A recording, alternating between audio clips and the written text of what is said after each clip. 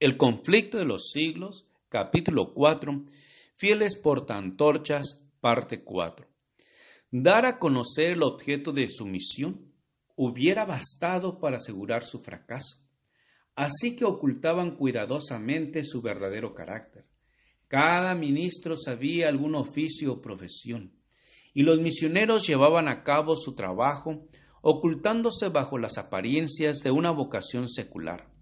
Generalmente escogían el oficio de comerciantes o buhoneros. Traficaban con sedas, joyas y en otros artículos que en aquellos tiempos no era fácil conseguir, a no ser en distantes emporios, y se les daba la bienvenida como comerciantes allí donde se les habría despreciado como misioneros.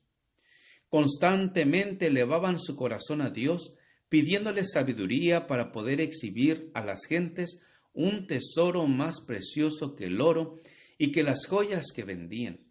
Llevaban siempre ocultos ejemplares de la Biblia entera o porciones de ella, y siempre que se presentaba la oportunidad, llamaba la atención de sus clientes a dichos manuscritos.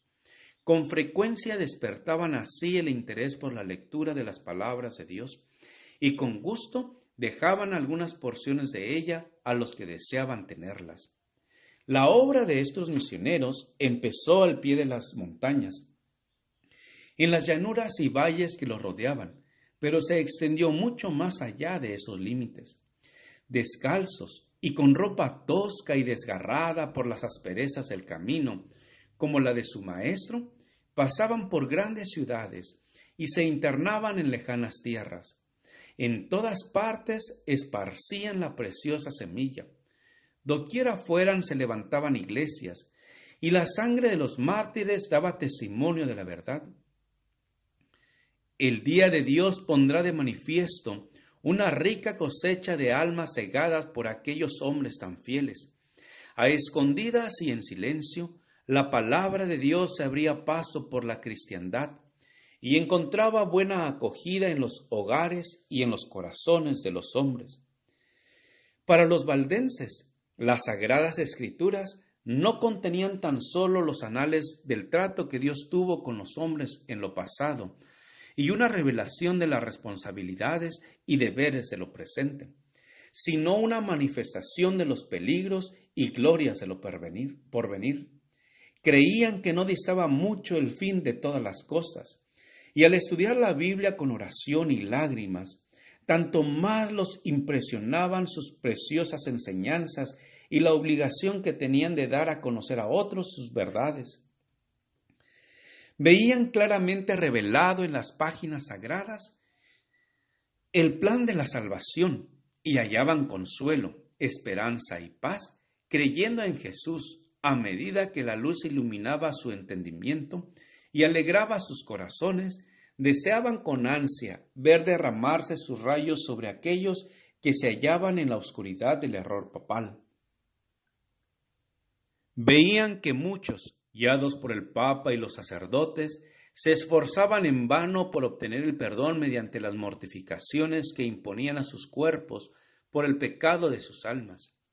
Como se les enseñaba a confiar en sus buenas obras para obtener la salvación, se fijaban siempre en sí mismos, pensando continuamente en lo pecaminoso de su condición, viéndose expuestos a la ira de Dios, afligiendo su cuerpo y su alma sin encontrar alivio.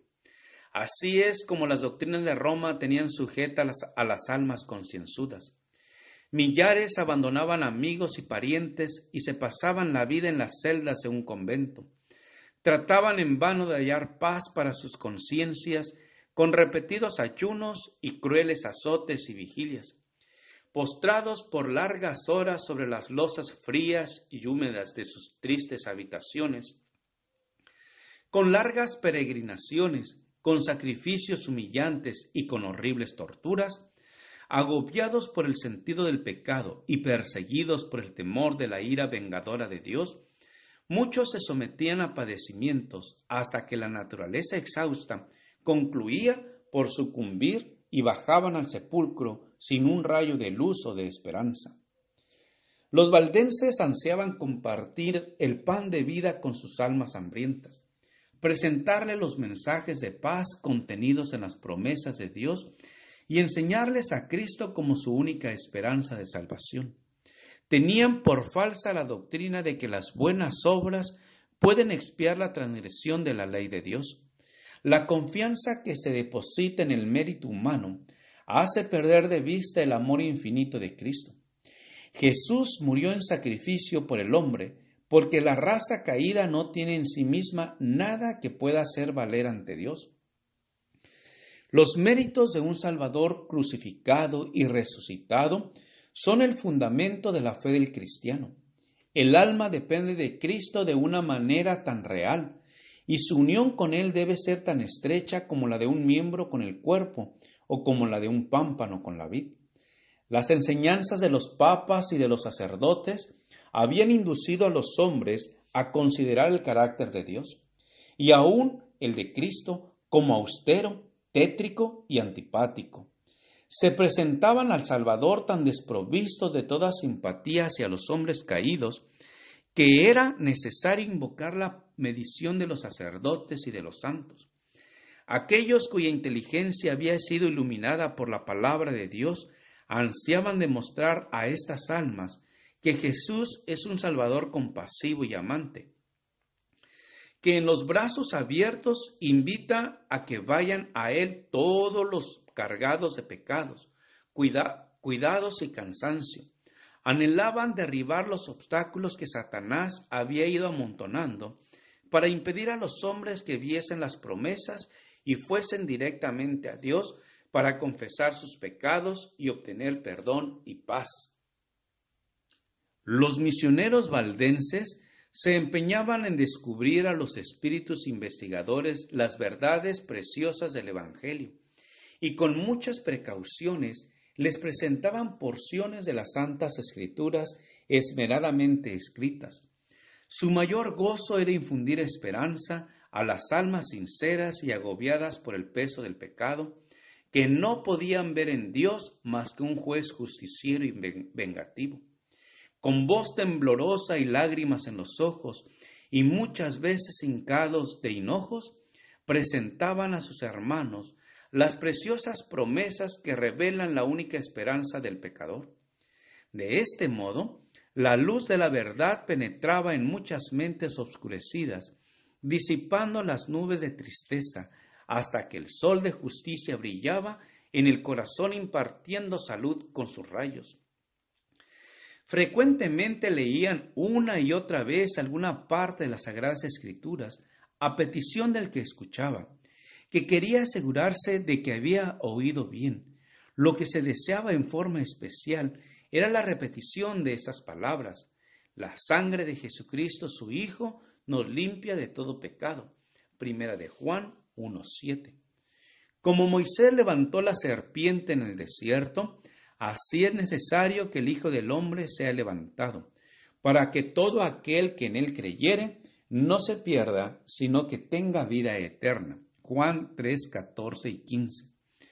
Muchos no se dejaban engañar por los acertos de Roma, comprendían la nulidad de la mediación de hombres o ángeles en favor del pecador. Cuando la aurora de la luz verdadera alumbraba su entendimiento, exclamaban con alborozo: Cristo es mi sacerdote, su sangre es mi sacrificio, su altar es mi confesionario. Confiaban plenamente en los méritos de Jesús y repetían las palabras: sin fe es imposible agradar a Dios. Hebreos 11:6. Porque no hay otro nombre debajo del cielo dado a los hombres en que podamos ser salvos. Hechos 4:12. Gracias por escuchar este audio. Te invito a escuchar la siguiente parte. Jehová te bendiga y te guarde. Con aprecio, Pastor Juan Manuel Flores Espinosa.